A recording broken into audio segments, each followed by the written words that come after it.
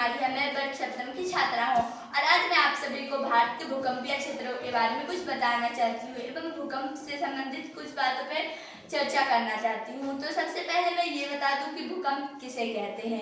हमारी पृथ्वी जो है वो कई सारी प्लेटों में विभाजित है, जैसे एशियन प्लेट, यूरेशियन प्लेट इत्यादि प्लेट। वो सभी प्लेटें जो है वो गतिमान रहती है और वो कभी पास आती है, कभी दूर जाती है, तो कभी साथ साथ रहती है और उन प्लेटों में जो है टकराव होती है, जिसके कारण एक कंपन होता है और वो हमारी पृथ्वी की सतह पर एक कंपन महसूस किया जाता है, जिसे हम लोग भूकंप कहते हैं। अब हम लोग भूकंप के बचाव के बारे में जान लें कि हम लोग भूकंप से कैसे बच सकते हैं।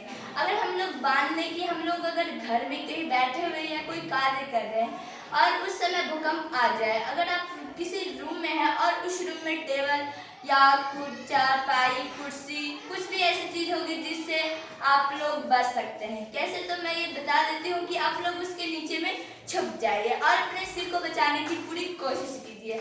आप लोग सिर को पूरी तरह से ढक लीजिए जिससे आपके सिर के ऊपर जो है चोट ना लगे, क्योंकि अब भूकंप जो आता है तो हमारे सिर पे सबसे ज़्यादा इफेक्ट करता है। क्योंकि अगर किसी भी मनुष्य के सिर पे ज़्यादा चोट लगती है तो उसके बचने के चांसेस कम हो जाते हैं। इसलिए हम लोगों को सिर पे चोट लगने के लिए नहीं देना है। पूरी तरह से कोशिश करना है कि हमें कहीं चोट लगे लेकिन हमारे सिर को पूरी तरह से बचाए रखना है।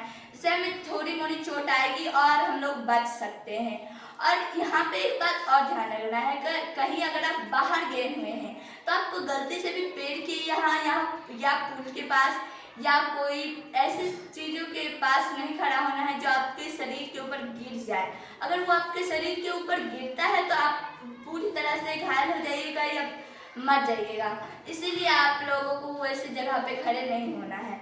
तो आइए हम लोग अगली कड़ी में बढ़ते हुए भूकंप के तरंगों के बारे में जानने का प्रयास करें। तो हम लोग सबसे पहले प्राथमिक तरंगे यानी पी तरंगे के बारे में अर्पणा कुमारी से सुनेंगे। जैसा कि अभी साक्षी ने बताया भूकंप के बारे में और उससे क्या हानिकारक होते हैं, मैं अभी आप सभी को पी तरंगे के बारे में बता रही हूँ। पी तरंगे या प्राथमिक तरंगे।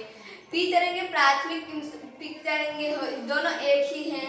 ये संपीड़न गति से चलती हैं। ये एस तरंगों से 1.7 गुना तेजी से चलती है। यह ठोस दर गैस माध्यमों से गति करती हैं और यह पृथ्वी की सतह से आने से पहले ही खत्म हो जाती है। और आगे के लिए हम छोटी कुमारी से सुनेंगे द्वितीय तरंगे या एस तरंगे। मेरा नाम छोटी कुमारी है और मैं वर्ग सप्तम की छात्रा हूँ। जैसे कि अर्पणा ने पी तरंगे के बारे में बताया, ठीक उसी प्रकार मैं द्वितीय तरंगे या एस तरंगे के बारे में बताऊंगी। द्वितीय तरंगे प्राथमिक तरंगे के बाद उत्पन्न होती है। यह तरंगे केवल ठोस माध्यम से गति करती है। यह तरंगे पृथ्वी पे पहुँचते पहुँचते ही समाप्त हो जाती है। आगे एल तरंगे के बारे में प्रियंका कुमारी से। मेरा नाम प्रियंका कुमारी है। मैं वर्ग सप्तम की छात्रा हूँ। जैसा कि छोटी ने अभी एस तरंगे के बारे में बताया, उसी प्रकार मैं थोड़ा अलग एल तरंगे के बारे में बताऊंगी।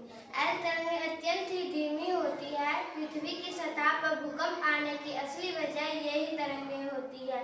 ये तरंगे भारी मात्रा में नुकसान पहुँचाती है।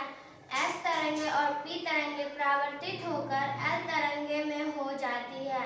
ये तरंगे समांतर रूप से अनुप्रस्थ गति से धीमी चाल में धन और जन की हानि पहुंचाती है।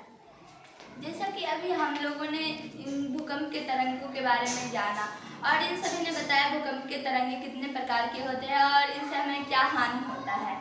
और हम लोग ये जान लें कि हमारे जो भूकंप आता है तो हमारी पृथ्वी के चारों ओर वायुमंडल है और इस वायुमंडल में भूकंप आने से पहले रेडान गैस की मात्रा बढ़ जाती है, जिससे पशु पक्षियों को पूर्वानुमान हो जाता है। और पशु पक्षियों को पूर्वानुमान होता है तो वो भूकंप आने से कुछ दिन पहले उनके लक्षण में बदलाव आ जाते हैं। वो किसी अजीब तरह का बिहेवियर करने लगते हैं कि अब भूकंप आने वाला है। और भूकंप को हम लोग सिस्मोग्राफ से मापते हैं और भूकंप मापने की इकाई रेक्टेस पैमाना कहलाती है।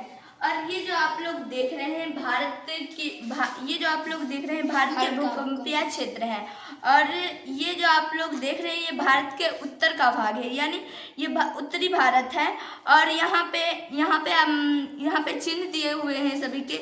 यहाँ पे डार्क करके जो दिया गया है वो अत्यधिक जोखिम वाला क्षेत्र है। उसके नीचे जो है लाइन खींचा हुआ वो अधिक जोखिम वाला क्षेत्र है। और ये सीधा लाइन वाला मध्यम जोखिम वाले क्षेत्र हैं। और ये जो आपको डॉट डॉट के टाइप के दिखाई दे रहे हैं ये कम जोखिम वाले क्षेत्र हैं। यानी उत्तर भारत में है जो है उसमें अधिक तो आता है, अधिक भूकंप आता है, लेकिन पूर्वोत्तर भाग में सबसे ज़्यादा यानी सर्वाधिक भूकंप आता है।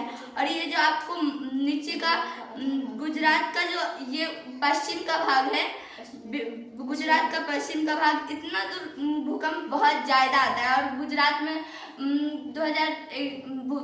में भूकंप देखने को मिला था। और आप लोग यहाँ पे देख रहे हैं कि ये भारत का दक्षिण भारत है और ये बीच का यानी मध्यम भारत है। तो यहाँ पे बहुत ही कम भूकंप आते हैं। और ये जो आप लोग देख रहे हैं ये भारत के बीच का हिस्सा है और यह माध्यम क्षेत्र है। तो यहाँ पे माध्यम गति से माध्यम में ही भूकंप आते हैं। Thank you. जय जवान।